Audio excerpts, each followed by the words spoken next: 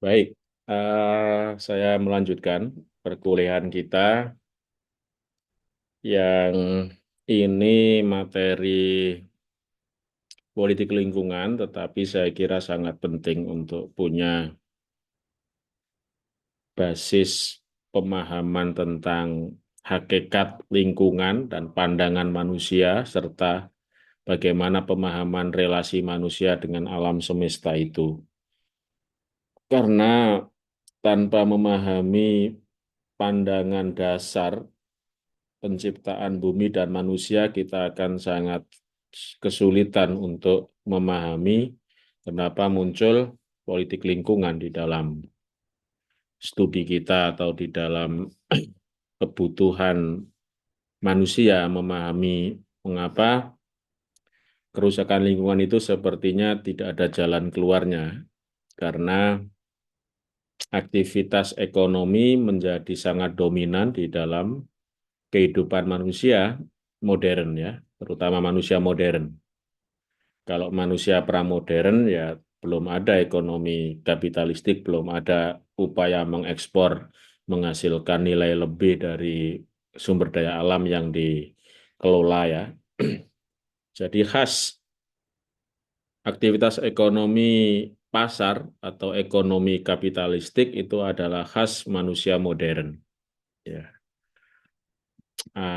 Teman-teman tahu misalnya di dalam konteks manusia tradisional atau manusia pramodern mungkin ada istilah barter, ada istilah bertukar barang ya, dan juga tidak menghasilkan komoditas yang sifatnya masif ya.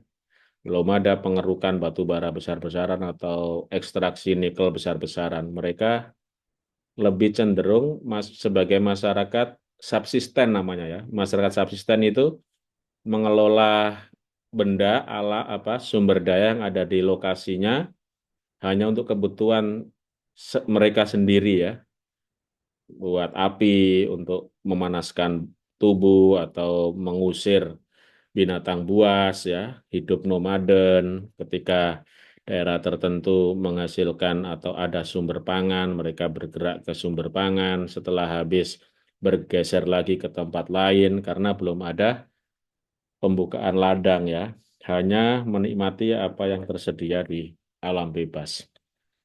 Sehingga masyarakatnya disebut bukan masyarakat ekonomi pasar.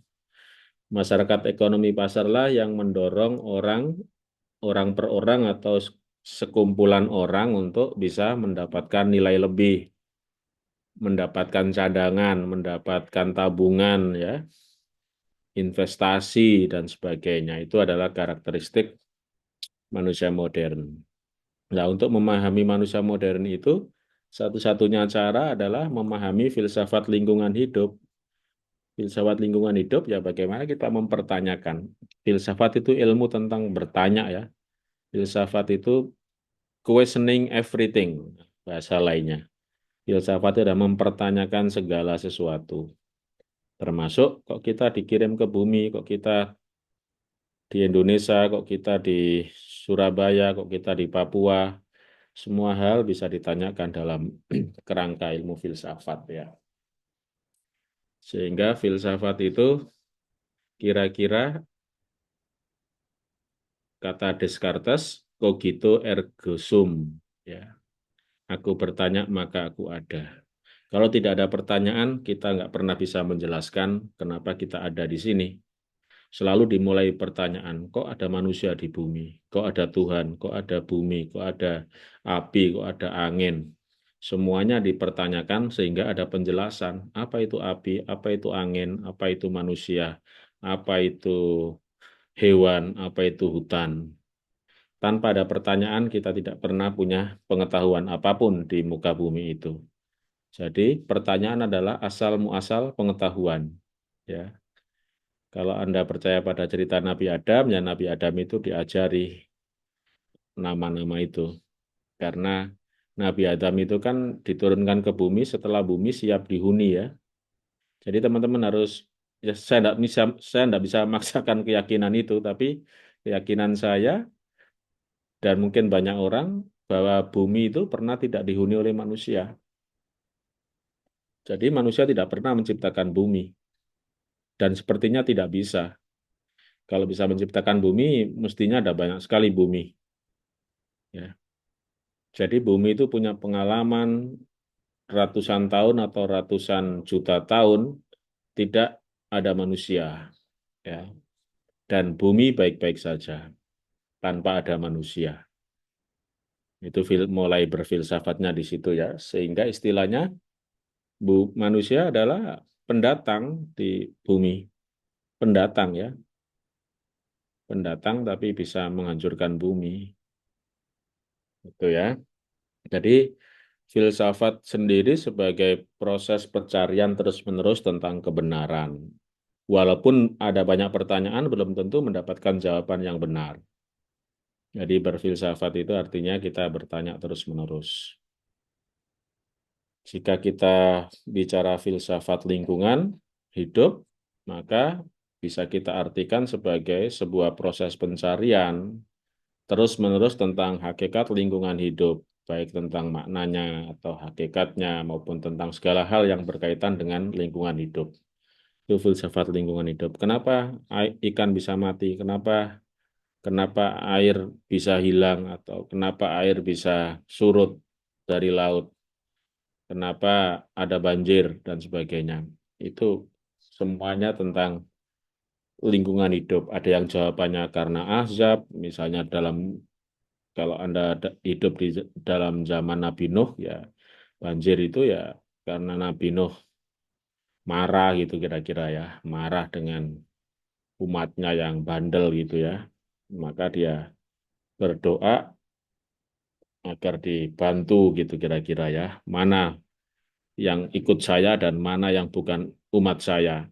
Nah, yang diselamatkanlah yang umatnya, begitu juga hewan-hewan yang ada sebagai kebutuhan hidup. Hmm,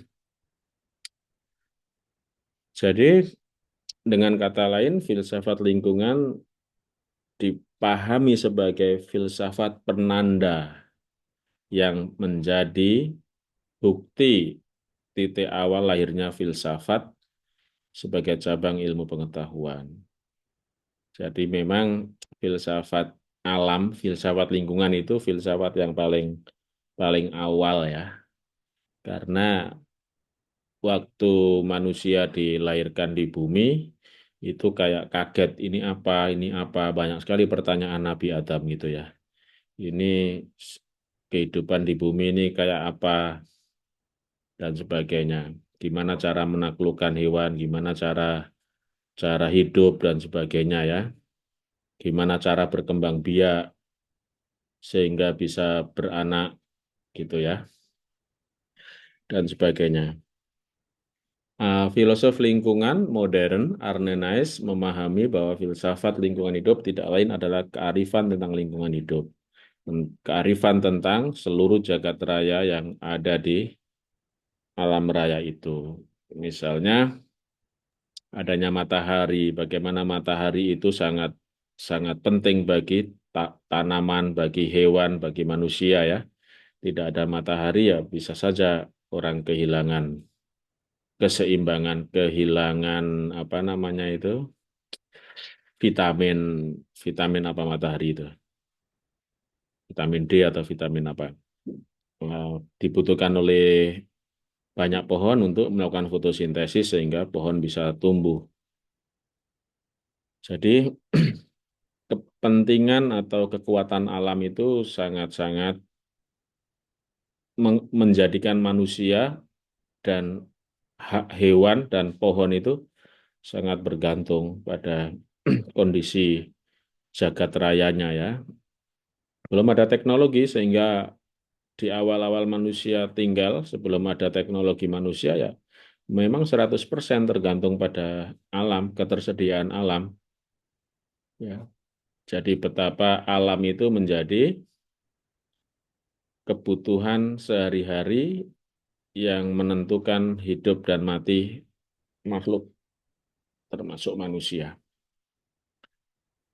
Jadi filsafat ditandai dengan filsafat di Yunani kuno pada abad ke-6, Wah, ini yang tercatat dalam periode sejarah ya. Nabi Adam sebetulnya juga sudah berfilsafat kalau kalau teman-teman membaca dialog Nabi Adam dan iblis atau Nabi Adam atau pernyataan Allah tentang Nabi Adam sebetulnya juga mengandung filsafat penciptaan itu sendiri. Nah, sebetulnya kita nggak perlu terlalu detail karena bukan jurusan filsafat, tapi kita harus tahu hubungan manusia dan alam itu hubungan apa. Hubungan yang saling membutuhkan atau hanya manusia tergantung pada alam, alam tidak tergantung pada manusia. Berarti hubungannya bukan bukan timbal balik. Atau kita agak sombong, bumi ini butuh manusia misalnya. Kalau nggak ada manusia, bumi bisa hancur misalnya. Misalnya seperti itu ya, walaupun dalam cerita fakta sejarahnya, bumi ini miliaran atau jutaan tahun tidak pernah dihuni manusia, oke-oke aja gitu ya. Oke, hmm, ada tiga fase filsafat secara cepat ya. Filsafat fase pertama zaman filsuf alam ya, filsafat alam dengan tokoh-tokoh yang utamanya Aristoteles. Intinya adalah bahwa eh, alam semesta dipahami sebagai organis, sebuah kesatuan asasi. Asasi itu dasar ya, di antara berbagai bagian alam semesta yang saya ceritakan tadi. Ada bulan, bulan bisa menjadi penanda laut akan naik, laut akan pasang atau laut. Dit,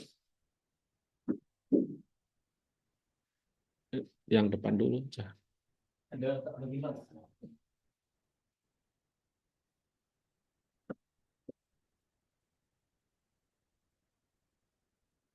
Fase kedua munculnya abad pencerahan. Nah, abad pencerahan ini sudah muncul nih kekuatan-kekuatan pengetahuan, penemuan-penemuan ilmu pengetahuan, alat bantu manusia modern sehingga manusia semakin merasa punya cara, merasa bisa menaklukkan alam ya. Ombak besar dibuatkan kapal besar. Kalau ada cuaca dingin dibuatin penghangat ya, atau buat rumah yang tidak atau bisa memproteksi tubuh manusia dari kedinginan atau biar tidak membeku ya. Nah, itu abad pencerahan ini disebut juga abad modern, abad ilmu. Ditemukannya mesin uap, ditemukannya alat komunikasi dan sebagainya ada di abad pencerahan itu Renaissance ya. Dan yang terakhir fase ketiga, fase baru yang disebut sebagai fase atau zaman organis sistematis. Ya, fase ini ditandai oleh penemuan Albert Einstein tentang teori relativitas dan teori kuantum. Teorinya Einstein ini menarik karena di saat yang sama menjadikan orang merasa punya kecanggihan di dalam menjalani hidup, tetapi dalam waktu bersamaan manusia harus tetap tunduk kepada hukum-hukum alam. Ya, relativitas waktu itu menyadarkan manusia betapa betapa waktu itu juga relatif gitu ya. Ada orang yang apa namanya bisa melihat masa lalu misalnya atau bisa cepat memasuki tahapan di masa depan misalnya. Apalagi yang atau cerita tentang waktu itu lama tidaknya itu sangat relatif, tidak pasti. Sehingga apa ya, Anda punya pengalaman waktu yang relatif itu di mana ya? Kalau Anda pernah melewati garis waktu ya. Garis waktu itu ada di antara Jepang dan Amerika ya. Itu waktu yang sangat beda sekali siang dan malam ya. Waktu perubahan siang dan malam. Jadi Anda melewati waktu naik pesawat, saya pernah mengalami itu berkali-kali waktu ke Amerika. Dan bagaimana langit waktu kita mundur ya, misalnya kalau kita kita berangkat dari Jepang menuju Amerika itu waktunya itu mundur sehari, hampir sehari, ya 9 jam lah kurang lebih. Jadi dari siang ke malam atau sebaliknya, dari malam ke siang. Tanggalnya pun berbeda, tanggalnya sudah berbeda.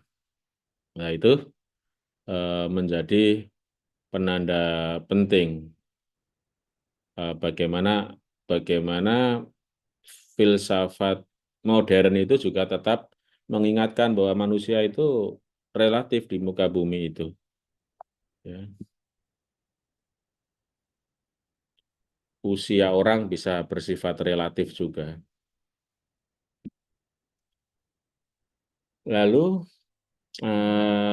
obrolan berikutnya adalah lalu apa lingkungan hidup itu yang bisa kita pahami. Kalau tadi filsafat lingkungan hidup, lalu filsafat itu menghasilkan definisi apa? Ya,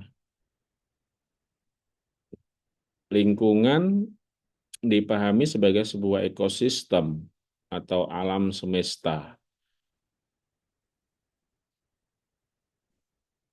Lingkungan juga punya kaitan yang tak dapat dipisahkan dengan kehidupan yang ada di dalamnya. Jadi, lingkungan itu bersifat di dalam alam semesta, di dalam lingkungan itu sendiri, terdapat komponen-komponen yang satu sama lain saling tergantung, ya, saling tergantung, saling membutuhkan, saling saling menguatkan gitu ya, saling menopang, hutan dan flora fauna saling menopang sehingga terjadi keseimbangan.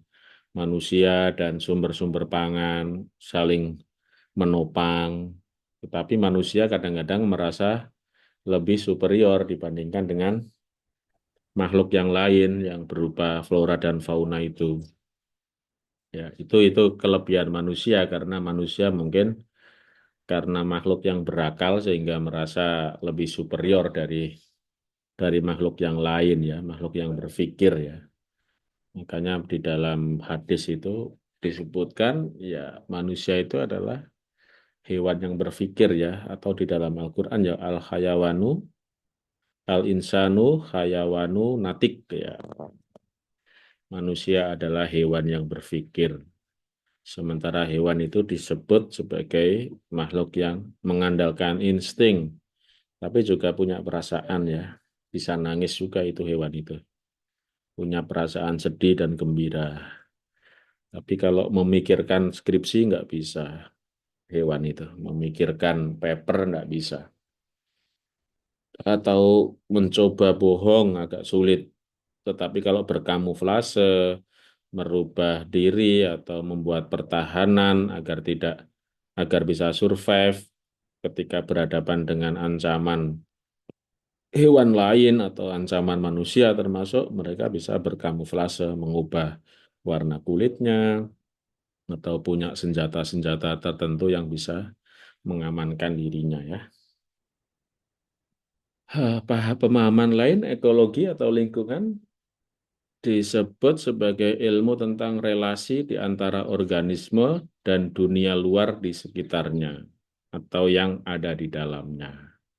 Ini sudah sangat biologi ya, tetapi relasi antar organisme itu juga dilahirkan oleh pemahaman dari filsafat. Tapi ilmu biologi juga memahami relasi ya.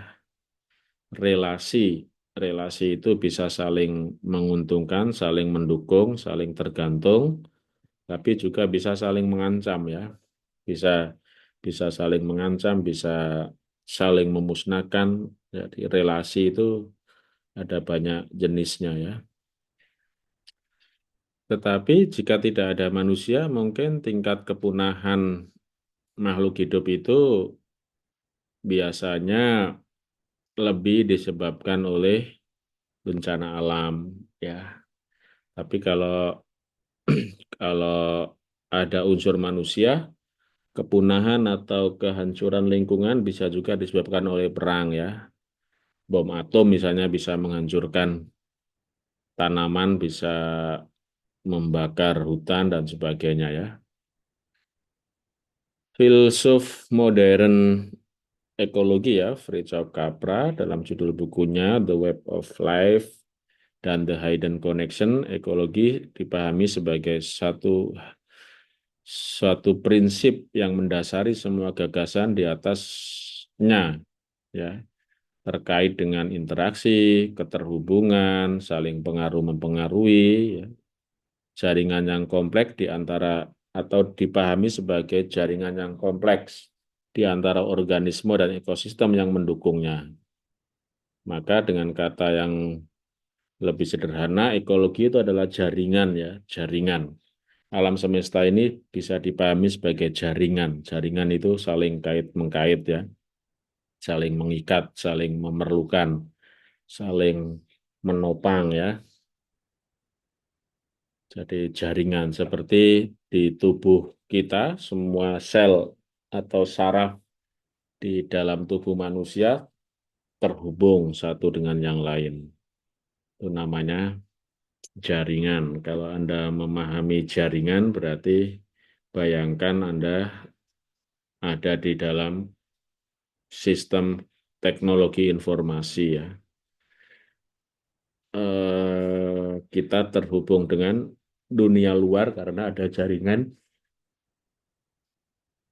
kabel elektronik atau sistem teknologi digital ya.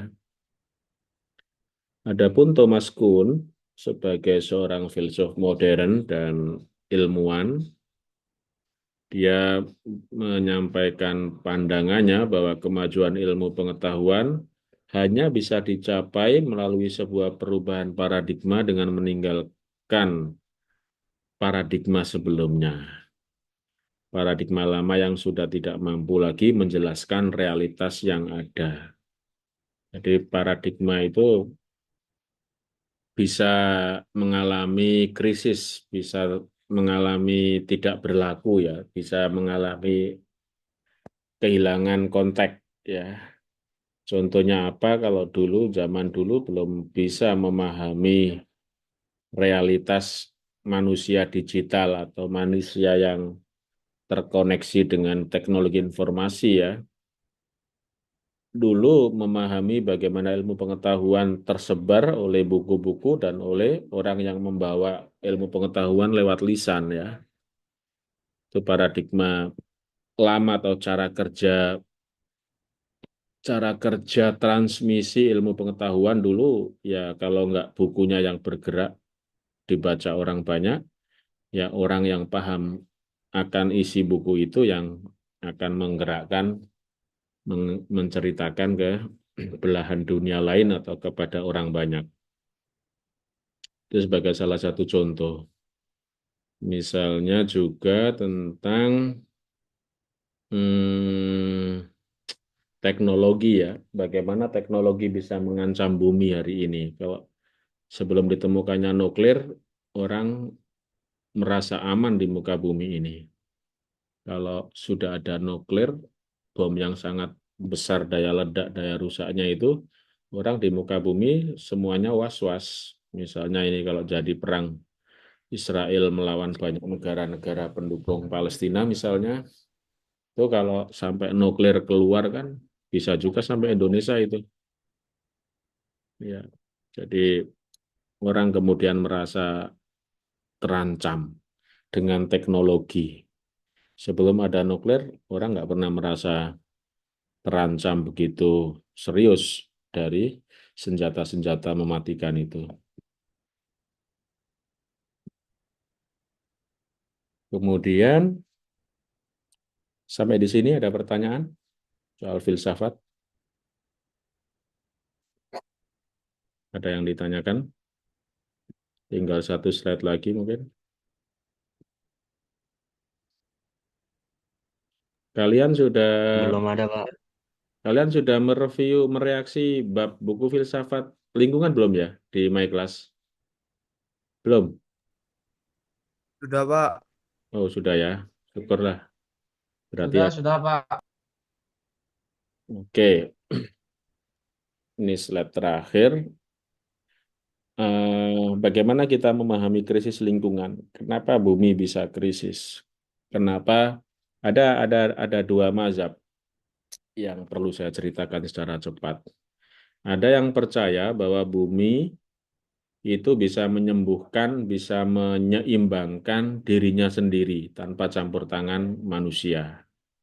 Misalnya ada krisis terumbu karang, ada hutan habis, itu bisa menumbuhkannya sendiri, bisa melakukan perbaikan secara natural, ya. Ada yang percaya seperti itu. Yang kedua, ada juga kelompok yang mengatakan bahwa jika terjadi krisis yang sudah sangat parah, bumi tidak lagi bisa mengembalikan kondisi itu seperti semula. Nah, ini menarik, ya. Ini menarik. Jadi ketika hutan hancur, betul-betul hancur, sudah tidak lagi bisa tumbuh. Ataupun kalaupun bisa tumbuh, barangkali butuh ratusan tahun atau jutaan tahun baru bisa tumbuh. Kalaupun itu tidak, kalaupun itu terjadi ya. Nah, dan dua posisi yang berbeda ini menjadikan eh, pemikiran yang juga berubah.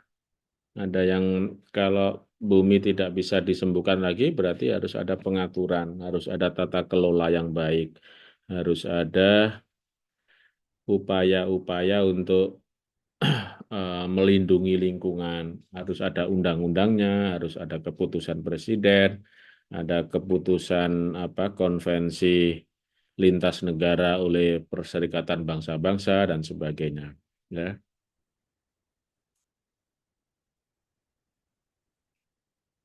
Dan terkait dengan krisis, ada ada kontribusi pemikiran filosofis. Yang pertama adalah bahwa krisis yang terjadi di bumi itu akibat krisis pemahaman. Krisis pemahaman itu ya bisa juga kita tidak pernah aware, tidak punya kesadaran bahwa bumi itu bisa rusak atau udara itu bisa panas akibat aktivitas ekonomi, aktivitas manusia yang jumlahnya sangat banyak atau semakin banyak. Nah, menurut Capra, manusia modern cenderung memiliki kesadaran akan pentingnya memelihara lingkungan itu sangat rendah ya. Jadi tidak punya pemahaman yang baik tentang bagaimana bekerjanya planet bumi. Planet bumi butuh titik keseimbangan, manusia butuh mengendalikan aktivitasnya yang berlebihan untuk menghasilkan keuntungan misalnya ya, keuntungan ekonomi. Ketidakpahaman itu bisa bisa menghancurkan kalau itu terjadi di banyak orang atau di banyak negara ya, tidak ada kesadaran itu sehingga hutan terus dieksploitasi sampai habis. Sehingga banjir lebih sering terjadi misalnya. Itu namanya krisis pemahaman atau karena keserakahan juga bisa ya. Krisis pemahaman dan juga bisa disebabkan oleh keserakahan. Kata Mahatma Gandhi, bumi bisa menghidupi semua orang di jagat raya ini, tapi tidak bisa menghidupi atau tidak cukup untuk satu orang yang serakah, gitu ya. Nah,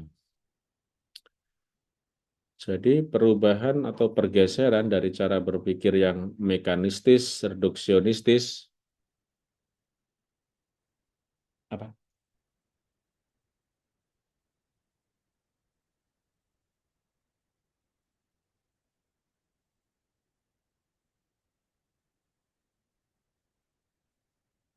Saya lanjutkan, perubahan atau pergeseran dari cara berpikir yang mekanistis, reduksionistis, yang mengunggulkan kemampuan rasional analitis dan linear menuju cara pandang sistemis, organis, dan holistik ekologis. Ya, wah, ruwet sekali ini.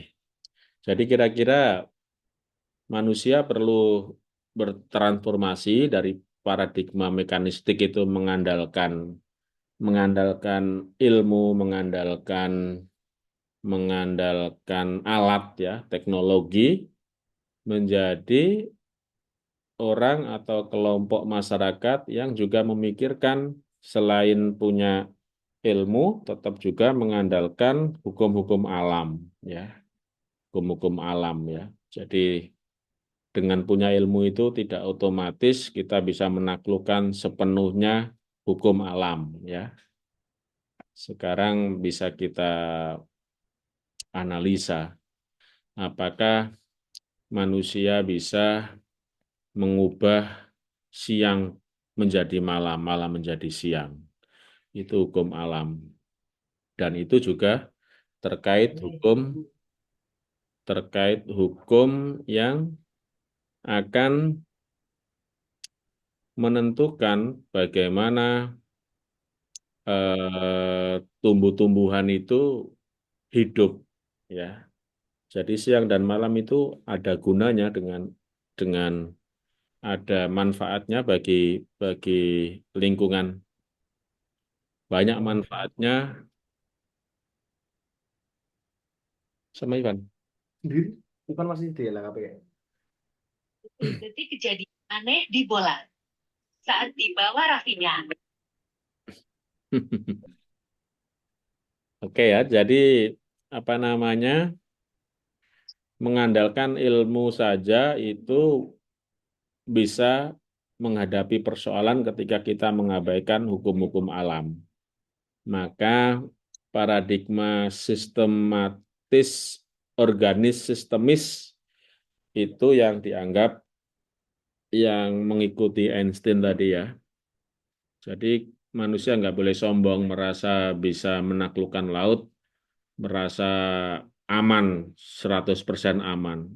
Kan ada banyak kapal yang tumbang di tengah laut kan ya. Ada banyak bangunan-bangunan kokoh besar dihantam tsunami juga habis gitu ya. Apalagi ada banyak kebakaran hutan yang tidak bisa dipadamkan karena panas ya, karena cuacanya begitu panas.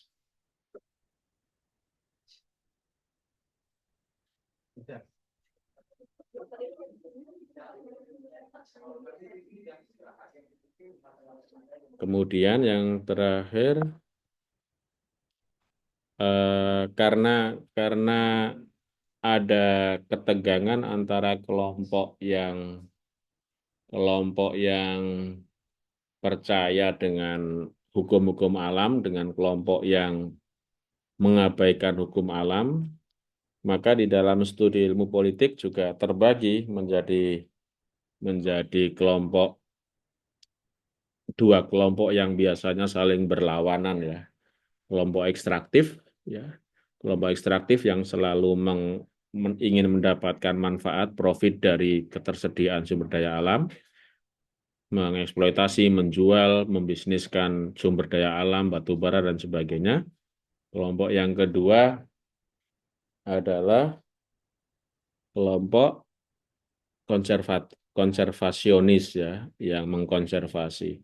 Kelompok yang mengkonservasi, yang menopang, menjadikan alam itu sebagai ruang hidup bersama, menjadi milik publik, sehingga tidak boleh ada satu dua kelompok yang dibiarkan atau diberikan hak untuk menghancurkan itu ya. Jadi kelompok konservasionis itu ya menjaga hutan, mempertahankan terumbu karang dan sebagainya. Ekosistem di laut, misalnya ada banyak kan organisasi-organisasi yang konservasi itu, baik di flora maupun fauna, baik di daratan maupun di lautan. Itu menunjukkan kelompok-kelompok itu. Nah, soal peran negara, bagaimana kebijakan itu akan berperan di dalam mengelola lingkungan hidup itu, kita akan diskusikan di pertemuan berikutnya. Ini sebetulnya sudah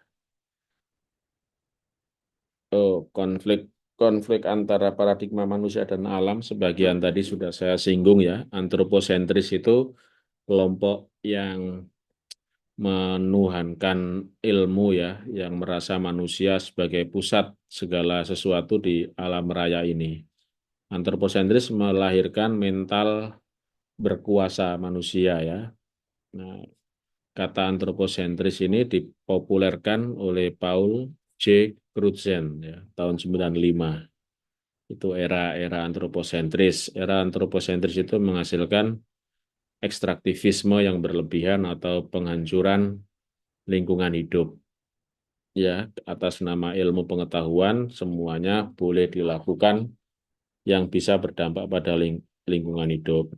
Sementara ekosentrisme, biosentrisme, geosentrisme adalah kelompok-kelompok yang mengcounter kelompok antroposentris ya, atau paradigma antroposentris.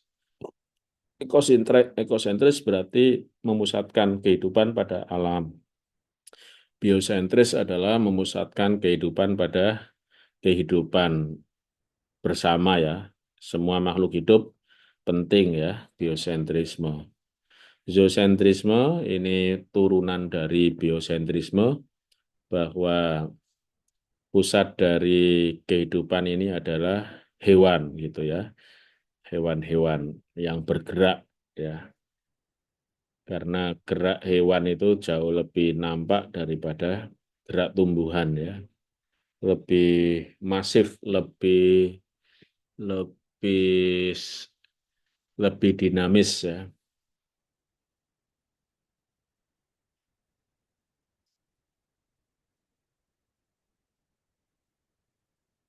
Oh, masih ada yang terakhir ya. Kesimpulannya kurang lebih krisis lingkungan hidup yang kita alami hari ini berkaitan dan harus dicari sampai ke akarnya pada krisis pemahaman. Ya, jadi krisis pemahaman hakikat hubungan manusia dan alam itulah yang menjadikan kita mengalami krisis di muka bumi ini. Ya, manusia tidak paham hukum-hukum alam. Itu menyebabkan krisis filsafat, krisis pengetahuan menghasilkan krisis lingkungan hidup. Maka pendekatan baru yang penting yang perlu kita kembangkan adalah pemikiran yang mendorong sikap harmoni, kerjasama, dan dialog dengan alam. Nah, itu yang paling, ini filsafat ya. Anda pernah bicara dengan pohon. Katanya kalau Anda nonton film filosofi kopi itu, katanya kopi yang bagus itu kopi yang dirawat dengan kasih sayang dan sering diajak ngobrol. Itu di film filosofi kopi ya. Nah, itu berarti bisa dialog. Mbak Marijan, penjaga Gunung Merapi, juga ngobrol dengan gunung. Gitu ya. Jadi ada banyak.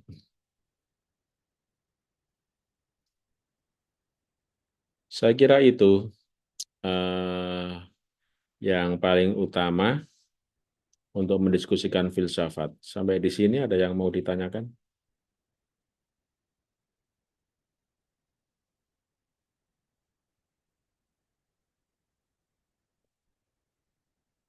Ada yang ditanyakan? Perlu kita lihat reaksi-reaksinya. Belum ada pertanyaan? Kalau belum ada, kita cukupkan ya. Masih belum kayaknya Pak untuk pertanyaan. Oke. Pak, Kalau belum ada, kita cukupkan ya. Baik Pak. Siap. Oke, terima kasih teman-teman. Untuk hari ini cukup dulu. Ini diskusi filsafat memang agak gampang-gampang sulit, tetapi Saya kira kita semua adalah makhluk yang biasa mempertanyakan apa yang terjadi di sekitar kita. Mau tidak mau sebetulnya kita semua sebetulnya adalah filosof bagi diri kita sendiri. Karena kalau kita nggak bertanya, kita mestinya akan kesulitan di dalam menjalani hidup. Ya, kita adalah filosof bagi diri kita masing-masing minimal kan. Kalau Anda bisa memikirkan ide-ide filosofis lewat konten-konten, berarti Anda filosof bagi orang lain juga. Ya. Seni bertanya di dalam kehidupan itulah hakikat asal muasal filosof. Ya, saya kira itu. Terima kasih. Sampai ketemu lagi minggu depan. Saya cukupkan. Assalamualaikum warahmatullahi wabarakatuh. Waalaikumsalam warahmatullahi Waalaikumsalam wabarakatuh. warahmatullahi wabarakatuh. Makasih ya, Pak. Terima kasih, Yuk, Pak. sampai ketemu. Terima Saya tutup ya. Iya, Pak.